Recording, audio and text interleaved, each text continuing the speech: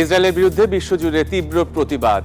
গাজায় তেল আবিবের হামলা জোরদার। শনিবারই প্রাণ গেছে আরও ৫৮ ফিলিস্তিনির। যুক্তরাষ্ট্রের সঙ্গে উত্তেজনায় আফগানিস্তানের পাশে থাকবে পাকিস্তান, চীন, রাশিয়া ও ইরান। জঙ্গিদের বিরুদ্ধে ব্যবস্থা নেওয়ার আহ্বান। এবং ইরানের উপর নিষেধাজ্ঞা পুনর্বহালের প্রস্তুত জাতিসংঘ, কাল থেকেই কার্যকর। ইসলামিক প্রজাতন্ত্রকে দুর্বল করার পায়তারা, বলছে তেহরান।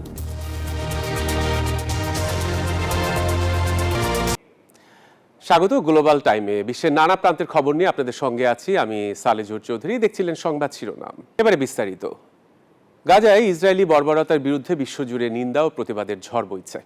তবুও উপত্যকাটিতে হামলা বন্ধ করেনি দখলদার বাহিনী। উল্টো গাজায় হামলার তীব্রতা বাড়িয়েছে নেতানিয়াহুর বাহিনী। শনিবারই ইসরায়েলের আগ্রাসনে প্রাণ গেছে ৫৮ জনের।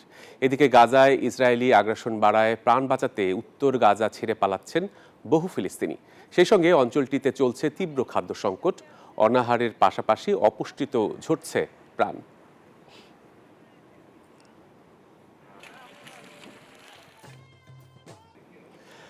গাজায় যুদ্ধ পরবর্তী অন্তর্বর্তী সরকারের প্রধান হিসেবে সাবেক ব্রিটিশ প্রধানমন্ত্রী টনি ব্লেয়ারকে দায়িত্ব দেওয়ার বিষয়ে আলোচনা চলছে। এদিকে ইসরায়েলের প্রধানমন্ত্রী বেনিয়ামিন নেতানিয়াহুর ইচ্ছা করেই যুদ্ধবিরতি ও বন্দি প্রক্রিয়া ভণ্ডুল করছে বলে বিবৃতি দিয়েছে হামাস। তাদের দাবি, নেতানিয়াহুর বক্তব্যের আগেই কূটনীতিকদের জাতিসংঘ অধিবেশন বর্জন প্রমাণ করে ইসরায়েলের বিশ্ব থেকে কতটা বিচ্ছিন্ন। তবে গাজা ইস্যুতে আলোচনায় ইতিবাচক অগ্রগতির দাবি করেছেন মার্কিন প্রেসিডেন্ট ডোনাল্ড ট্রাম্প। অন্যদিকে গাজায় ইসরায়েলি হামলা চলছেই। একদিনে নিহত ৫৮ জন ফিলিস্তিনি, এতে প্রাণ হারিয়েছে ৬৫,০০০। শুক্রবার ভোর থেকে গাজানগরীর আশেপাশে চালানো ইসরায়েলি হামলায় নিহত হয়েছেন অর্ধশতাধিক ফিলিস্তিনি। খাদ্য সংগ্রহে আসা সাধারণ মানুষ সহ নুজিয়াত শরণার্থী শিবিরে মারা গেছেন অনেকে। একই দিনে ইসরায়েলি ট্যাঙ্ক লক্ষ্য করে হামলা চালানোর দাবি করেছে হামাস। অন্যদিকে ফিলিস্তিনি ভূখণ্ডে কার্যক্রম চালিয়ে মানবাধিকার লঙ্ঘন করায় ১৫৯টি ইসরায়েলি প্রতিষ্ঠানকে কালো তালিকাভুক্ত করেছে জাতিসংঘ। এদিকে জাতিসংঘের সাধারণ পরিষদে নেতানিয়াহুর ভাষণে প্রতিক্রিয়ায় হতাশা প্রকাশ করেন গাজাবাসী। যুদ্ধ বন্ধে কোনো ইঙ্গিত না পাওয়ায় মুষড়ে পড়েন তারা। একই কথা ২ বছর ধরে বলে চলেছেন। মনে হচ্ছে তিনি এই যুদ্ধ চালিয়ে যেতে চান। নেতানিয়াহুর বক্তব্যকে যুদ্ধাপরাধীর ভাষণ আখ্যা দিয়ে হামাস জানায়, তার অবস্থানেই যুদ্ধবিরতি আলোচনার প্রধান অন্তরায়। সংগঠনটি ভাষ্যমতে বিশ্বমঞ্চে শান্তি প্রতিষ্ঠা করার কথা বললেও নেতানিয়াহু গাজায় প্রতিদিনই হত্যাযজ্ঞ চালাচ্ছেন। এ সময় গাজা দখল বা পাপেট সরকার গঠনের পরিকল্পনা নেতানিয়াহুর বিভ্রম বলে আখ্যা দেন সংগঠনটি। আরো বলেন, ইসরায়েল এখন আন্তর্জাতিক মহলে বিচ্ছিন্ন হয়ে পড়েছে। জাতিসংঘের ভাষণে কূটনীতিকদের উঠে যাওয়া তাই প্রমাণ করে। অন্যদিকে মধ্যপ্রাচ্যের সাথে আলোচনায় গাজা বিষয়ে ইতিবাচক অগ্রগতি হয়েছে এবং সেখানে দ্রুত শান্তি প্রতিষ্ঠা হবে বলে সাংবাদিকদের জানায় মার্কিন প্রেসিডেন্ট ডোনাল্ড ট্রাম্প। তবে ইসরায়েলি কর্মকর্তারা এখনো স্পষ্ট করে বলছেন, হামাসকে পরাস্ত না করা পর্যন্ত যুদ্ধ থামবে না। এর মধ্যে যুদ্ধোত্তর গাজা পরিচালনায় অন্তর্বর্তী সরকার গঠনের আলোচনা উঠে এসেছে যুক্তরাজ্যের সাবেক প্রধানমন্ত্রী টনি ব্লেয়ারের নাম। মার্কিন সমর্থন পাওয়া এই প্রস্তাব তাকে নেতৃত্ব রেখে জাতিসংঘ ও উপসাগরীয় দেশগুলোর সহায়তায় গাজায় প্রশাসন চালুর পরিকল্পনা করা হচ্ছে। টনি ব্লেয়ারের কার্যালয় জানিয়েছে, গাজাবাসীকে বাস্তুচ্যুত করার কোনো পরিকল্পনা তিনি করবেন না। চন্দ্রানী চন্দ্রা, নিউজ 24। ফেব্রুয়ারিতেই বাংলাদেশে হবে উৎসবমুখ নির্বাচন। জাতিসংঘে দেওয়া ভাষণে আবারও জানালেন প্রধান উপদেষ্টা ডক্টর মোহাম্মদ ইউনূস। তিনি বলেন, যে সরকারি ক্ষমতায় আসুক চলবে সংস্কার। ফিলিস্তিনিকে স্বাধীন রাষ্ট্র ঘোষণায় জাতিসংঘের প্রতিও আহ্বান জানান প্রধান উপদেষ্টা। নিউ ইয়র্ক থেকে মারুফা রহমানের রিপোর্টে বিস্তারিত। জাতিসংঘের অবদানকে আমরা সাধুবাদ জানাই। জাতিসংঘের ৮০তম সাধারণ পরিষদের অধিবেশনে শুক্রবার প্রায় ৪০ মিনিটের ভাষণ দেন প্রধান উপদেষ্টা ডক্টর ইউনূস। বিশ্ব নেতাদের তিনি মনে করিয়ে দেন, এখন আর কোনো সংকটই আঞ্চলিক নেই। মুহূর্তেই তা ছড়িয়ে পড়ে এবং কম বেশি প্রায় সব দেশের উপর প্রত্যক্ষ বা পরোক্ষ প্রভাব ফেলে। বর্তমান পৃথিবীতে কোনো একটি দেশ সংকটে পড়লে অথবা বিশ্বের কোনো এক প্রান্তে সংকট দেখা দিলে সমগ্র বিশ্বের নিরাপত্তায় ঝুঁকির মুখে পড়ে যায়। রোহিঙ্গা সংকট সমাধানে রোডম্যাপ করে এগোনোর আহ্বান জানান প্রফেসর ইউনূস। বলেন, এরই মধ্যে রোহিঙ্গাদের জন্য বিশ্ব খাদ্য সংস্থার অনুদান কমে আসতে শুরু করেছে, যা মিয়ানমার ছেড়ে বাংলাদেশে আসা মানুষগুলোর জন্য খাদ্য সংকট তৈরি করবে। ৮ বছর পার হয়ে গেল, রোহিঙ্গা সংকটের কোনো সমাধান হলো না। তহবিল সংকটের কারণে আজকে রোহিঙ্গা ক্যাম্পগুলোতে ন্যূনতম জীবনমান বজায় রাখার আমাদের যৌথ প্রয়াসও ভেঙে পড়ার উপক্রম হয়েছে। বিশ্ব খাদ্য কর্মসূচি তাদের জরুরি সহায়তা কার্যক্রমে মারাত্মক তহবিল ঘাটতির বিষয়ে ইতোমধ্যে সতর্ক করে দিয়েছে আমাদেরকে। প্রধান উপদেষ্টা তার বক্তব্যে তরুণদের নিয়ে নানা পরিকল্পনার কথা তুলে ধরেন। বলেন, ডিজিটাল বিভাজন, এআই এর অপব্যবহার রোধ করে প্রযুক্তি খাতে তরুণদের আরো সামনে এগিয়ে নিতে হবে। আজকের তরুণরা স্থানীয় পর্যায় থেকে জাতীয় পর্যায় পর্যন্ত সিদ্ধান্ত গ্রহণে অনলাইন অফলাইন ফোরাম, জরিপ এবং প্রচারণার মাধ্যমে তাদের জনপ্রতিনিধিদের সঙ্গে সরাসরি যুক্ত থাকতে চায়। আরো বলেন, বহুপাক্ষিক আলোচনার মধ্য দিয়েই এই পৃথিবীতে সুন্দরভাবে বসবাস সম্ভব, যে লক্ষ্যে জাতিসংঘ প্রতিষ্ঠা করা হয়েছে। সবচেয়ে মর্মান্তিক চিত্র আমরা দেখেছি গাজায় শিশুরা না খেয়ে অকাল মৃত্যুবরণ করছে। ফিলিস্তিনের উপর ইসরায়েলি বর্বরতার নিন্দা জানিয়ে ফিলিস্তিনকে স্বাধীন রাষ্ট্রের স্বীকৃতি দেওয়ার পক্ষে জোরালো অবস্থান ব্যক্ত করেন অন্তর্বর্তী সরকারের প্রধান উপদেষ্টা। পাশাপাশি গাজায় গণহত্যা নিয়ে জাতিসংঘের অনুসন্ধানের প্রতি বাংলাদেশের পক্ষ থেকে সমর্থন জানান তিনি। আমি আবারও জোরালো দাবি জানাচ্ছি যে পূর্ব জেরুজালেমকে রাজধানী করে একটি স্বাধীন ফিলিস্তিন রাষ্ট্র গঠনের মাধ্যমে এই সমস্যার দ্বিরাষ্ট্রীয় ভিত্তিক সমাধান এখনই বাস্তবায়ন করতে হবে। ছাত্র জনতার আন্দোলন ও গণ অভ্যুত্থানের প্রসঙ্গ টেনে অন্তর্বর্তী সরকার প্রধান বলেন, বাংলাদেশের জনগণ প্রমাণ করেছে সমবেতভাবেই যে কোনো অন্যায়কে পরাজিত করা যায়। আগামী বছরের ফেব্রুয়ারি মাসে আমরা জাতীয় নির্বাচন অনুষ্ঠানের প্রস্তুতি নিচ্ছি। পাশাপাশি স্বচ্ছতা ও জবাবদিহিতা, আইনের শাসন নিশ্চিত করবার জন্য আমাদের নিরবচ্ছিন্নভাবে নাগরিক বান্ধব সংস্কার চালিয়ে যাচ্ছে। আগামী ফেব্রুয়ারিতে ত্রয়োদশ জাতীয় সংসদ নির্বাচন অনুষ্ঠানের প্রস্তুতির কথা জাতিসংঘকে জানিয়ে প্রধান উপদেষ্টা হিসেবে দায়িত্ব নেওয়ার পর নিজের কাজের বিস্তারিত তুলে ধরেন তিনি। জাতিসংঘের সাধারণ অধিবেশনের আজকের ভাষণে প্রধান উপদেষ্টা বলেছেন, জলবায়ু সংকট সহ রোহিঙ্গা সংকটের মতো বৈশ্বিক যে সংকটগুলো আছে সেগুলো সমাধান করতে সবাইকে একসঙ্গে কাজ করতে হবে। একই সাথে বাংলাদেশের নির্বাচন প্রসঙ্গেও স্পষ্ট বক্তব্য রাখেন প্রফেসর ইউনূস। বলেন, আগামী ফেব্রুয়ারিতে হতে যাচ্ছে একটি উৎসব মুখর নির্বাচন। মারুফা রহমান, নিউজ 24, জাতিসংঘ, নিউ ইয়র্ক। বাগরাম বিমান ঘাঁটি নিয়ে কাবুল ওয়াশিংটনের মধ্যকার উত্তেজনায় আফগানিস্তানের পাশে দাঁড়িয়েছে চীন, রাশিয়া, পাকিস্তান ও ইরান। এই ইস্যুতে মার্কিন যে কোনো চাপ মোকাবেলায় কাবুলের পাশে থাকার বার্তা দিয়েছে তারা। পাশাপাশি আফগানিস্তানের জঙ্গি সংগঠনগুলির বিরুদ্ধে ব্যবস্থা নেওয়ারও আহ্বান জানিয়েছে দেশগুলো।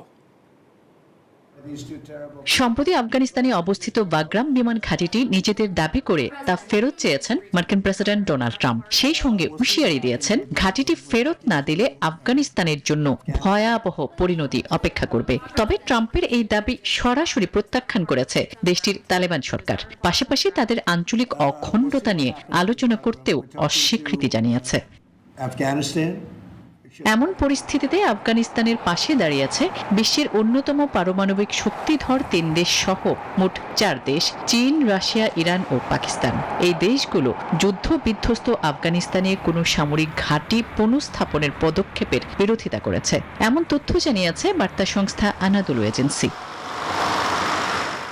নিউ ইয়র্কে জাতিসংঘে 80তম অধিবেশনের ফাঁকে আফগানিস্তান নিয়ে এই 4 দেশের পররাষ্ট্রমন্ত্রী ও প্রতিনিধিদের আনুষ্ঠানিক বৈঠকে এমন সিদ্ধান্ত নেন তারা। এ সময় আফগানিস্তানের জঙ্গি গোষ্ঠীগুলোর উপর সতর্কতা জারি করে এই 4 দেশ। প্রতিবেশীদের বিরুদ্ধে আফগান মাটি ব্যবহার না করারও আহ্বান জানিয়েছে পাকিস্তান। 2 দশকের দীর্ঘ যুদ্ধের পর আফগানিস্তান থেকে মার্কিন নেতৃত্বাধীন বিদেশি বাহিনী প্রত্যাহার করার পরেই 2021 সালের আগস্টে ক্ষমতায় আসে তালেবান। আসমাতুল্লি, নিউজ 24। ইরানের উপর নিষেধাজ্ঞা পুনর্বহালের প্রস্তুত জাতিসংঘ নিরাপত্তা পরিষদ। আর এর মধ্য দিয়ে ইরানের পারমাণবিক কর্মসূচি বা ব্যালিস্টিক ক্ষেপণাস্ত্র তৈরির অভিযুক্ত কোম্পানি, ব্যক্তি ও সংস্থার সঙ্গে বৈশ্বিক লেনদেন নিষিদ্ধ করবে। শুক্রবার ইরানের উপর নতুন করে 6 মাসের নিষেধাজ্ঞায় স্থগিতের প্রস্তাব পেশ করে রাশিয়া ও চীন। তবে তাতে সায় দেয়নি সংখ্যাগরিষ্ঠ সদস্য দেশ। ইরানের প্রেসিডেন্ট মাসুদ পেজেশকিয়ান বলেছেন, চাপ দিয়ে ইসরায়েলি প্রজাতন্ত্রকে দুর্বল করতে চাইছে পশ্চিমারা। নিষেধাজ্ঞা থেকে বাঁচতে ইরানের শেষ প্রচেষ্টা ব্যর্থ। শুক্রবার জাতিসংঘের নিরাপত্তা পরিষদে হওয়া তেহরানের উপর নিষেধাজ্ঞা আরোপ আরো 6 মাস পেছানোর রাশিয়া ও চীনের খসড়া প্রস্তাব 4-9 ভোটে নাকচ হয়, যেখানে ওই দুই দেশ ভোটদানে বিরত থাকে। Могут привести попытки узкой группы стран. ইরানের পারমাণবিক কর্মসূচি ঘিরে পশ্চিমা বিশ্বের চাপ আবারও বাড়ল। স্থানীয় 7 সেপ্টেম্বর সন্ধ্যা থেকে জাতিসংঘের নিষেধাজ্ঞা স্বয়ংক্রিয়ভাবে কার্যকর হবে। ফ্রান্স, জার্মানি, যুক্তরাজ্যের অভিযোগ 2015 সালে যে চুক্তির মাধ্যমে ইরানকে পারমাণবিক অস্ত্র নির্মাণ থেকে বিরত রাখার চেষ্টা করা হয়েছিল তা লঙ্ঘন করেছে তেহরান। আমরা ইরানের সঙ্গে আলোচনার জন্য প্রস্তুত আছি, যাতে তার পরমাণু কর্মসূচির আন্তর্জাতিক উদ্বেগগুলো সমাধান করা যায়। এর মাধ্যমে ভবিষ্যতে নিষেধাজ্ঞা অপসারণের সুযোগ সৃষ্টি হতে পারে। ফ্রান্সের প্রতিনিধি বলেন, ইরান কোনো গুরুতর পদক্ষেপ নেয়নি যা নিষেধাজ্ঞা স্থগিতের যৌক্তিকতা প্রমাণ করতে পারে। Le rétablissement des sanctions ne signe en rien la fin de la négociation. অন্যদিকে রাশিয়ার একজন প্রতিনিধি দিমিত্রি পলিয়ান্স বলেন, ইউরোপকে সন্তুষ্ট থাকতে ইরান সর্বোচ্চ চেষ্টা করেছে, কিন্তু পশ্চিমা শক্তিগুলো সমঝোতায় রাজি হয়নি। На Ближнем Востоке могут привести попытки узкой группы стран. ইরান অভিযোগ করেছে ইউরোপীয় দেশগুলো এবং যুক্তরাষ্ট্র ধারাবাহিকভাবে ইরানের শান্তিপূর্ণ পরমাণু কর্মসূচিকে ভুলভাবে উপস্থাপন করেছে। For tabling this resolution and for all the efforts. Chandrani Chandra, news 24। কলম্বিয়ার প্রেসিডেন্ট গুস্তাভো পেট্রোর ভিসা বাতিলের ঘোষণা দিয়েছে যুক্তরাষ্ট্র। এ বিষয়ে সামাজিক যোগাযোগ মাধ্যমে একটি বিবৃতি প্রকাশ করেছে মার্কিন পররাষ্ট্র দপ্তর। যুক্তরাষ্ট্রের সেনাদের প্রতি প্রেসিডেন্টের আদেশ অমান্য করার আহ্বান জানানো ও সহিংসতা উস্কে দেওয়ার অভিযোগ আনা হয়েছে পেট্রোর বিরুদ্ধে। ওয়াশিংটনের এই পদক্ষেপের ফলে দুই দেশের কূটনৈতিক সম্পর্ক নতুন করে উত্তেজনা তৈরি হতে পারে বলে মনে করা হচ্ছে।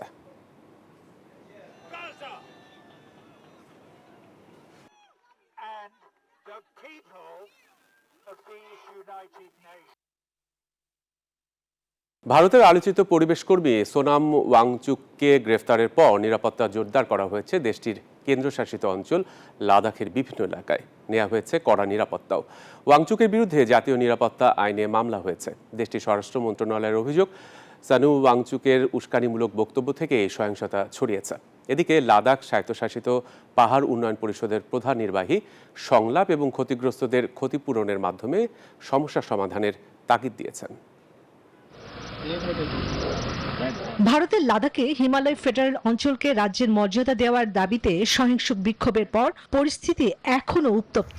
পুলিশের পাশাপাশি টহল দিচ্ছে আধা সামরিক বাহিনীর সদস্যরা, চলছে তল্লাশিও। রয়টার্স জানিয়েছে লাদাখের বেশ কিছু এলাকায় কারফিউ জারি রয়েছে এবং রাজধানী লে শহরের ইন্টারনেট পরিষেবা বন্ধ করে দেওয়া হয়েছে। লাদাখ স্বায়ত্তশাসিত পাহাড় উন্নয়ন পরিষদের প্রধান নির্বাহী তাশি গিয়ালসন দ্রুত সমস্যা সমাধানে সরকারকে উদ্যোগ নেওয়ার আহ্বান জানান। শুক্রবার গ্রেফতার করা হয় সোনাম ওয়াংচুককে।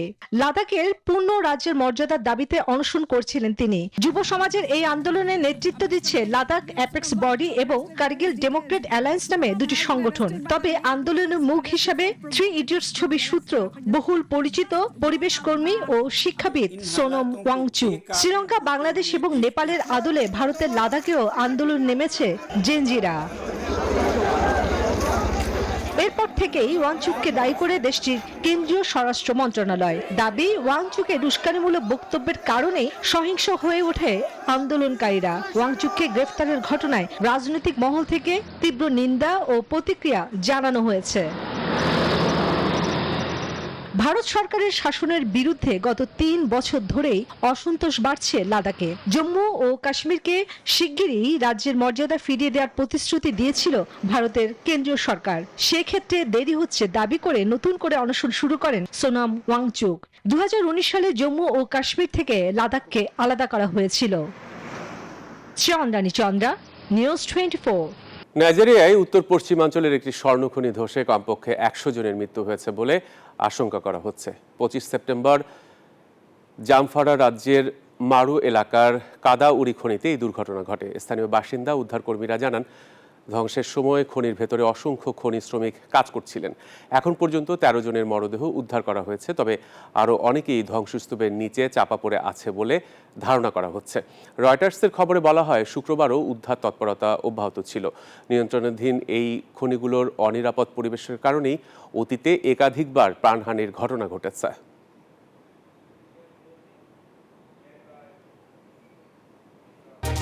আর এই ছিল আজকের গ্লোবাল টাইমে। সাথে থাকায় সবাইকে ধন্যবাদ।